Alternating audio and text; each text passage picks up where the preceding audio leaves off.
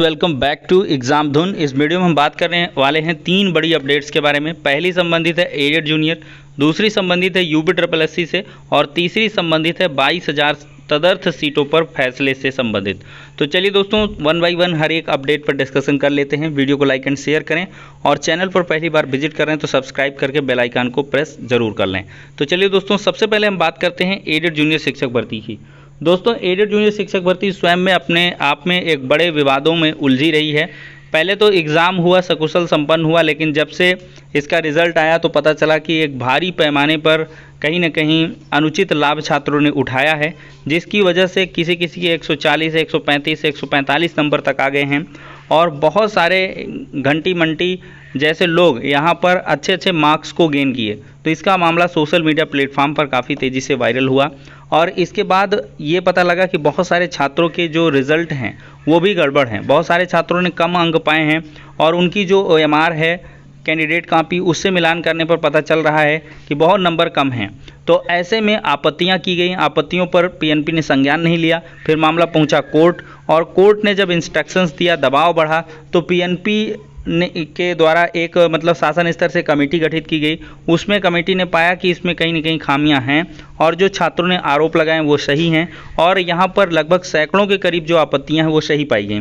तो अब PNP को शासन ने इंस्ट्रक्शन दिया था कि जो PNP है वो रिज़ल्ट को रिवाइज़ करे। तो अब संशोधित परीक्षा परिणाम जारी करने के लिए PNP लगातार प्रयास कर रही है और PNP जाकर छात्रों ने पता किया है तो संशोधित परीक्षा परिणाम अपने अंतिम दौर पर है। मतलब बहुत जल्द ही संशोधित परीक्षा का जो परिणाम है वो जारी कर दिया जाएगा और ये उम्मीद जताई जा रही है कि जुलाई का पहला सप्ताह या दूसरा सप्ताह, मतलब 5 से 15 जुलाई तक आपका संशोधित परीक्षा परिणाम जारी हो जाएगा और इसके बाद इस परीक्षा परिणाम को शासन स्तर पर भेज दिया जाएगा और वहां से अनुमोदन मिलने के बाद यहाँ पर जो आगे की प्रक्रिया है ऑनलाइन आवेदन की वो शुरू हो जाएगी। और आप जानते हैं कि यहाँ पर जुलाई के महीने में जो सुनवाई है वो भी हाई कोर्ट में होनी है, तो वहाँ पर भी इसका प्रत्युत्तर लगा दिया जाएगा जिससे कि यह मामला वहाँ से रफा दफा हो जाएगा और ये प्रक्रिया आपकी अगस्त महीने में पूरी होने जा रही है। ऐसी इन्फॉर्मेशन अधिकारियों के माध्यम से निकल के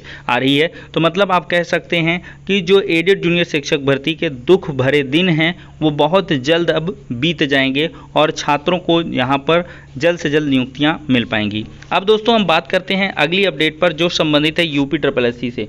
दोस्तों, UPSSC ने एक बड़ा ऐलान किया है कि अगले कुछ महीनों में 10 नए विज्ञापन जारी करेंगे। देख सकते हैं दोस्तों, आयोग ने अपने लक्ष्य को भी बढ़ा दिया है। 1 साल में कार्यकाल पूरे होने पर 15,000 और 5 सालों में 60,000 भर्तियों को करने का लक्ष्य UPSSC ने रखा है और 25 मार्च 2022 तक 10 नई भर्तियों के विज्ञापन भी जारी किए जाएंगे। 12 भर्ती परीक्षाएं आयोजित कर उनके परिणाम जारी किए जाएंगे।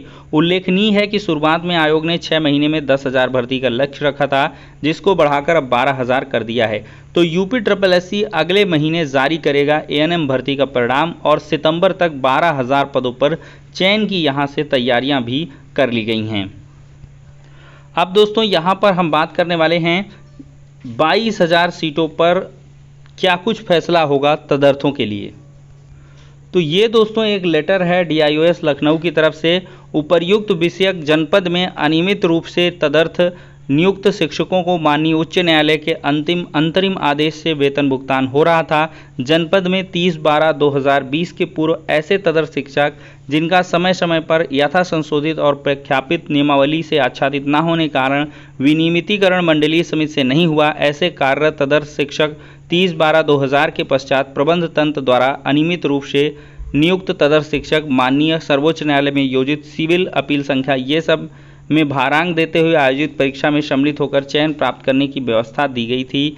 माननीय सर्वोच्च न्यायालय नई दिल्ली द्वारा ये प्रबंध तंत्र के स्तर से नियुक्त जो तदर्थ शिक्षक परीक्षा में असफल प्रतिभाग न करने के कारण चयनित नहीं हुए के संबंध में जनपद में 30/12/2000 के पूर्व प्रबंध तंत्र द्वारा ऐसे नियुक्त और अद्यतन कार्यरत तदर्थ शिक्षक जो माननीय उच्च न्यायालय के अंतरिम आदेश से वेतन प्राप्त कर रहे हैं, जो अधिसूचना दिनांक 22 मार्च 16 ये सब कठिनाइयों को दूर करने के आदेश से विखंडित होने के उपरांत नियुक्त तदर्थ शिक्षक जो माननीय न्यायालय के अंतरिम आदेश से वेतन प्राप्त कर रहे हैं, उनके संबंध में माननीय सर्वोच्च न्यायालय नई दिल्ली द्वारा अंतिम रूप से निर्णय के होने के पश्चात असफल प्रतिभाग न करने वाले तदर्थ शिक्षकों के वेतन के भुगतान के संदर्भ में मार्गदर्शन अपेक्षित है।